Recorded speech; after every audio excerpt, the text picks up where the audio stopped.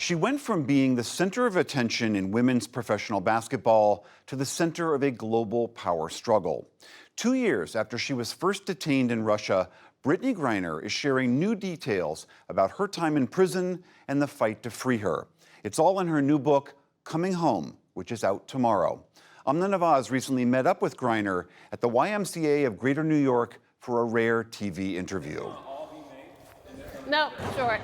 I'm off now. Here, I got you. It's all you. See, It's all you. I did my job. You Put back. shot, I got the rebound, Put I back. put up. For basketball superstar Brittney Griner, better known as BG, the court has always been a safe space. Even walking in, the smell of the floor and the hardwood, it just felt natural. It felt home. It felt like the beginning of basketball for me.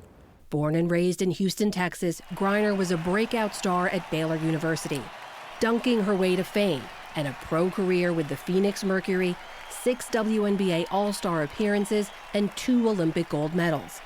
But for Griner, standing tall at 6'8" meant standing out. Basketball.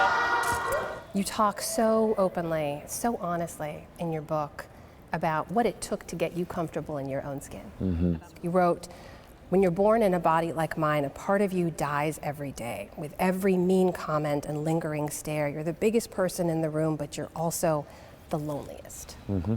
Did basketball help with that? Basketball definitely helped. It gave me a purpose. It gave me an outlet too when I'm frustrated. It gave me somewhere to go and channel that energy in a positive way. And it gave me camaraderie as well, like my teammates, my coaches, that sense of feeling wanted from the fans, like all that helped me. Once I started playing basketball, it really changed my life. Basketball took her overseas, like many women players, for a second job during the WNBA offseason. Since 2014, Griner played for European powerhouse team UMMC Ekaterinburg in Russia. You really loved playing in Russia. Mm-hmm. Tell me why. I did. I mean, one, the pay gap it's pretty big, from here to overseas, and just feeling valued like that meant a lot to me. And then just how they treated us, our safety, the way we flew, where we stayed at. I mean, we stayed at the best hotels. We flew on private jets, and we really felt like professional athletes. How different was that to how you were treated here in the States? Definitely different. You might catch me on a United or Southwest or Delta flight, maybe middle row. It just depends. I was definitely overseas because that's where I was able to make a living for my family.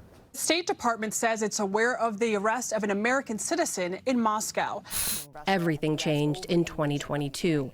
Russian customs officials claim they detected cannabis oil in her luggage. On February 17th, as she returned to Russia to rejoin her team, Griner was detained at Sheremetyevo Airport outside of Moscow when vape cartridges with less than a gram of hashish oil, illegal in Russia, were found in her luggage. Griner has a prescription for medical marijuana in the U.S., but forgot to remove the cartridges while packing in a rush. You almost didn't make that flight. You were running late. You lost your phone. You got held up, missed your connection. Mm-hmm. Does any part of you look back on that day now and think, gosh, if only I'd done X, if only I'd done Y? Every single part of it. There's this idea of guilt through your book. You worry about what your mom and dad went through while you were away, what Rel went through, what your teammates were going through. Has that guilt gone away? I think it's always going to be there a little bit, and that's just my character. That's who I am. Because at the end of the day, Why? it's on me. As much as everything was an accident and not intended, it's on me. It was my fault. There were so many signs, and I really wanted to stay back, honestly. But my dad, you finish what you start, and we were right in basically about to win EuroLeague and going to win Russian League as well, like we have in the past for many years. So I wanted to finish that chapter completely. Hi, Brittney. How are you? Instead, a new surreal chapter in her life began: detention in Russian prison. Her face and story splashed across international headlines and robbed of the one safe space she'd always had. When you weren't able to play, what did that feel like? That was hard. It was really hard, not being able to play, not knowing what was to come if I would ever pick up a basketball professionally again. It was devastating to me to think about. BG took the time to write President Biden. Back home, her devastated wife, Sherelle, led the charge to free BG, working with her teammates, her agent, Lindsay Kagawa Coles, and an army rallying behind the We Are BG hashtag. You write that the campaign had to make me visible in a world where black women are often ignored or demeaned. It had to make me relatable. Yes, I'm black, gay, a female baller, but when people saw my face and heard my story, we needed them to say, hey, she's me. Were you worried about being able to do that? Definitely. I mean, in a world where you're judged by just appearance or maybe what, a certain group has done, or someone has wronged them so they condemn everyone that looks like them, I was definitely worried. I was definitely worried about the public opinion and how people would react. Griner, meanwhile, could do nothing but wait and survive. It makes you not want to fight. It makes you kind of give up hope. I mean, you're already, I'm sitting in court and I'm trying to plead, but I'm already locked up.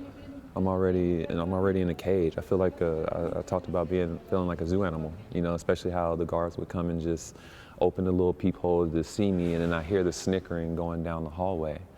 I was a spectacle. That feeling of feeling like they're all watching you, like you're a spectacle, was that something you'd ever felt before? Definitely. Growing up, I definitely felt like a spectacle. I remember in junior high, the girls coming up to me and literally talking to somebody else, touch my chest and say, oh, see, she's not really a real girl. She has no chest. Like, listen to her voice. So I've always been that spectacle of pointing and looking at. It was already a depressing and challenging time, and it just made it even worse. You were detained on February 17th. It was on February 24th that Russia invaded Ukraine. Do you believe that you were being held as a bargaining chip? 100%. There's no doubt in my mind that once they knew who I was and they had me, that I'm your valued target. I'm your valued, bargaining chip. You don't feel like a human anymore. Like, I didn't feel like my life was mine. It was in someone else's hands. It was in other people's hands. It's a feeling that I never want to feel ever again. Where do you go in your head in those moments? What do you tell yourself? What do you do? I did a lot of gazing out of the windows to the point where I could make the bars disappear and I would just see land, because that's my sanctuary. I love being in nature. Once I got to the penal colony to go outside, right outside the cell, walk into the workstation, just admiring the distance behind the walls, behind everything. Did a lot of looking up at the birds. What'd you think when you saw those birds outside the cell? Must be nice to be able to fly away. A Russian court eventually sentenced Griner to 9 years in prison. In part 2 of our interview tomorrow, she shares the grueling conditions inside a notorious Russian labor camp, the moment she'll never forget once she was freed, and what life ahead looks like for her and her wife, Sherelle. That's part 2 of Amna's conversation with Brittney Griner tomorrow night on the NewsHour.